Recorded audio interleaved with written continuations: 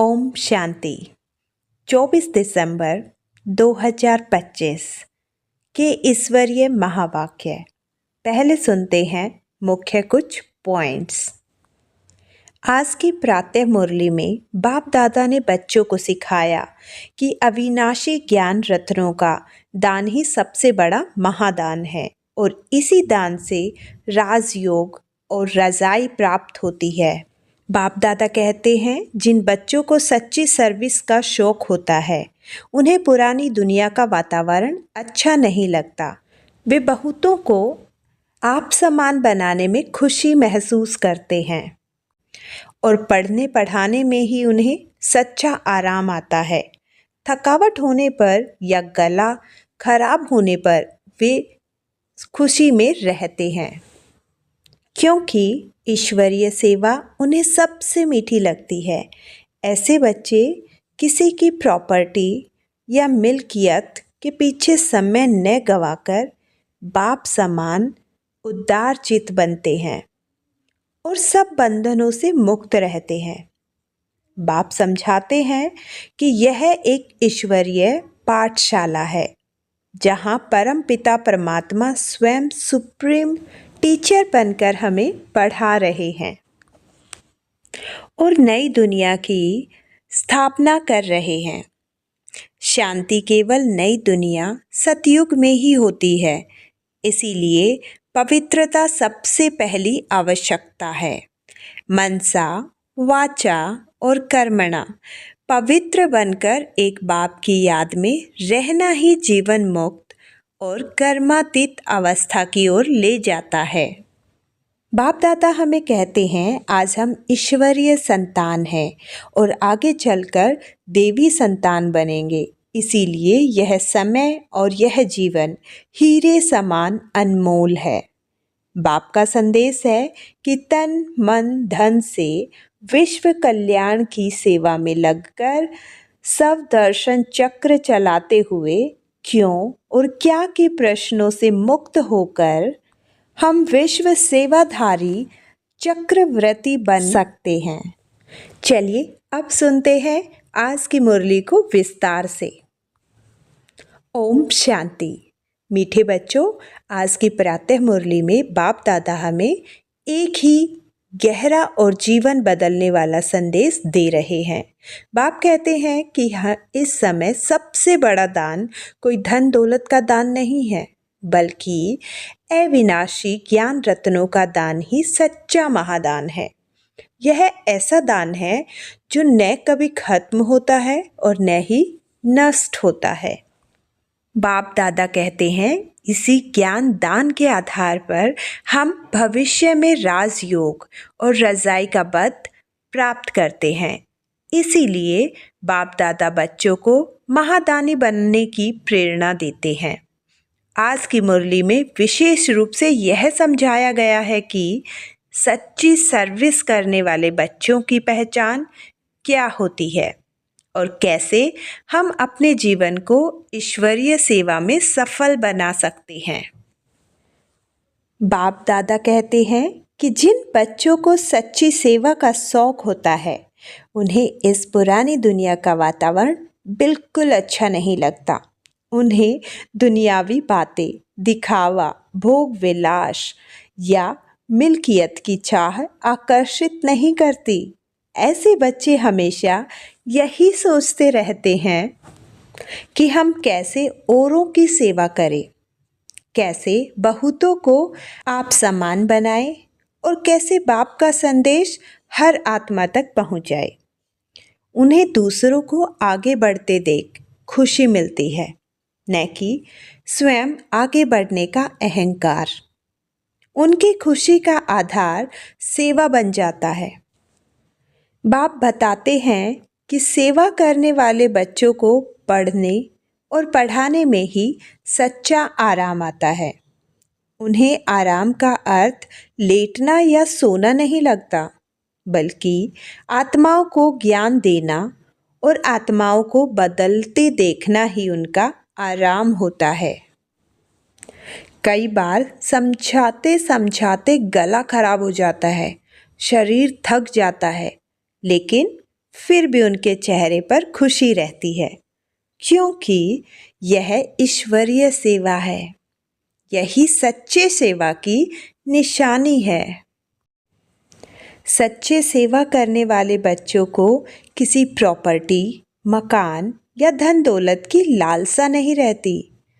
वे समझते हैं कि इन सब चीज़ों में उलझना समय की बर्बादी है।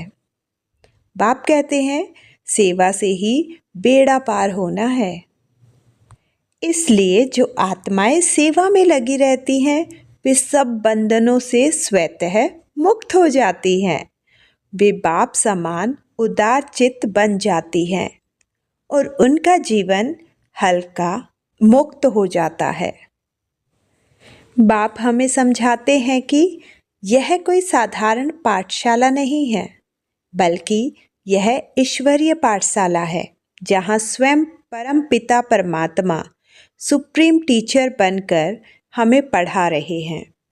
परम पिता का अर्थ है रूहानी बाप, न कि लौकिक पिता।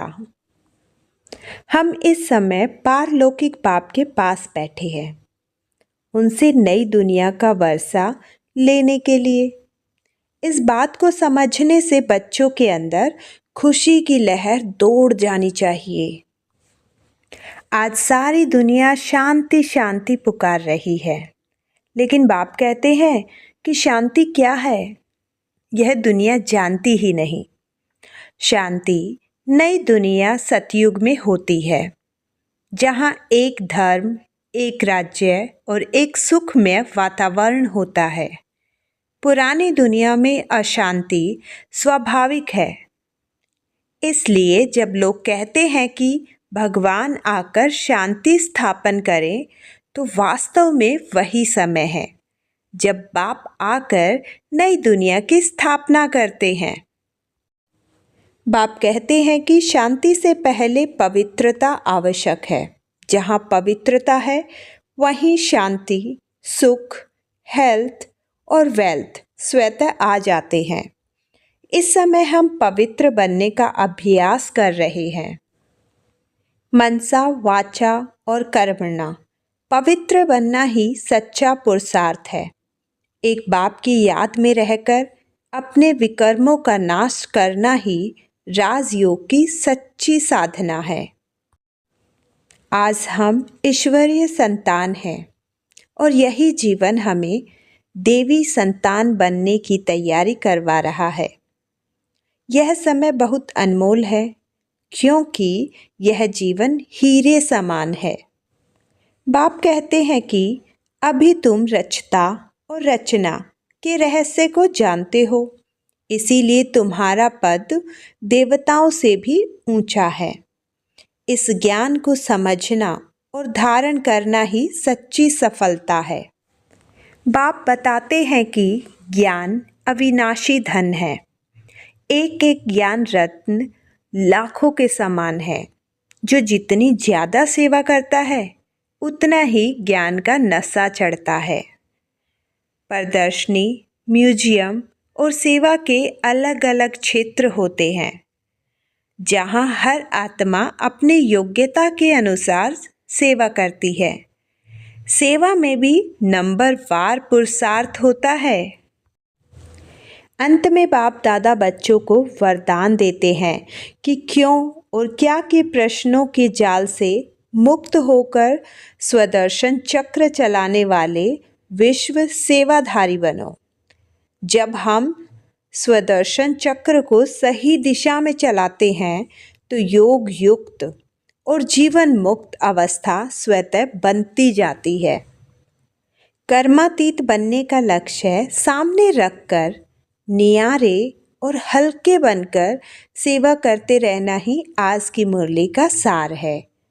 यही समय है संपन्न और कर्मातीत बनने की धुन लगाने का।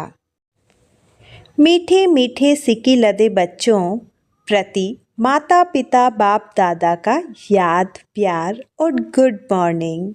रूहानी बाप दादा की रूहानी बच्चों को नमस्ते। धारणा के लिए मुख्य सार। नंबर 1, दिन रात सर्विस के चिंतन में रहना है। और सब रंगे तोड़ देनी है। सर्विस के बगैर आराम नहीं।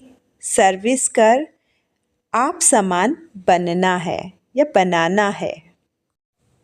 नंबर 2, बाप समान उदार चित्त बनना है।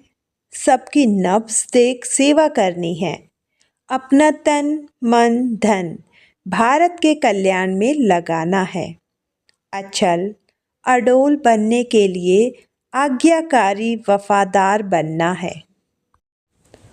वरदान क्यों क्या के क्वेश्चन की जाल से सदा मुक्त रहने वाले विश्व सेवाधारी चक्रवर्ती भव। जब स्वदर्शन चक्र राइट तरफ चलने के बजाय रांग तरफ चल जाता है, तब मायाजीत बनने के बजाय के दर्शन के उलझन के चक्र में आ जाते हो, जिससे क्यों और क्या के क्वेश्चन की जाल बन जाती है, जो स्वयं ही रचते और फिर स्वयं ही फंस जाते।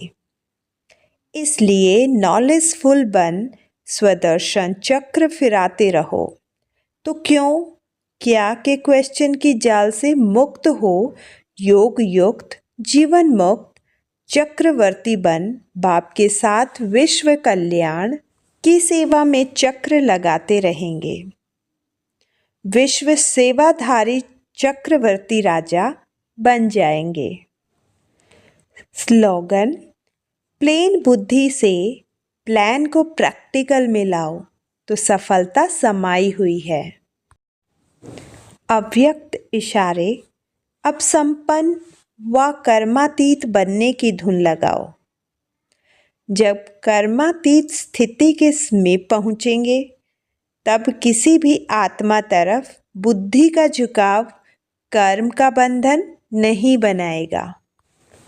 कर्मातीत अर्थात सर्व कर्म बंधनों से मुक्त न्यारे बन प्रकृति द्वारा निमित्त मात्रा कर्म कराना। कर्मातीत अवस्था का अनुभव करने के लिए न्यारे बनने का पुरुषार्थ बार बार नहीं करना पड़े। सहज और स्वतः ही अनुभव हो कि कराने वाला और करने वाली यह कर्मानिंद्रिय ही है अलग। अच्छा, ओम शांति।